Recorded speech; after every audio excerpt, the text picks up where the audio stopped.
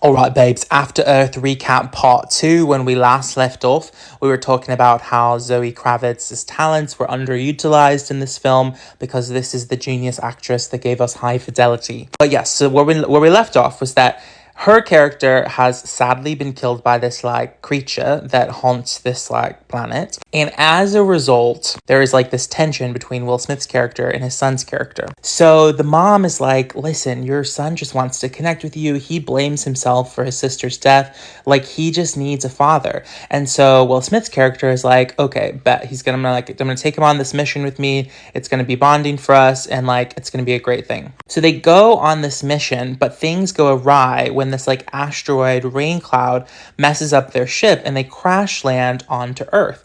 And now Earth, as you'll remember from the last video, is completely unlivable. No one lives on Earth anymore. They're actually so horrified when they find out that they're on Earth because it's known to be very uninhabitable for humans. There's this whole segment at the beginning about how climate change ravaged everything and all of the creatures have mutated, and it's super toxic to humans. You can't even breathe on it. He has to constantly be huffing these kind of breathing pods. Now this film narratively fits into one of the kind of classic 6 archetype plots that Kurt Vonnegut laid out in that famous storytelling lecture. This 1995 lecture has kind of informed a lot of literary theory and criticism because it so smartly lays out the 6 main types of stories that most narratives fall into.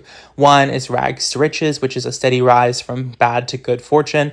2 is riches to rags, a fall from good to bad, a tragedy. 3 is Icarus, a rise and then a fall in fortune. 4 is Oedipus, a fall, a rise, and then a fall again. 5 is Cinderella, rise, fall, rise. And then 6 is what our film that we're talking about here is, which is Man in a Hole, which is the fall and then rise of the character. Sometimes this is also characterized as the different elements that man can be against in the story. Sometimes I think it's maybe easier to understand the conflict types. So the classic conflict types, here's this helpful list from Scribendi, is person versus self, person versus fate or gods, person versus nature, which is what our film is about. And interestingly, the example they use is Moby Dick, which is self-referenced in the film. There's person versus society. A great example of that is George Orwell's Animal Farm.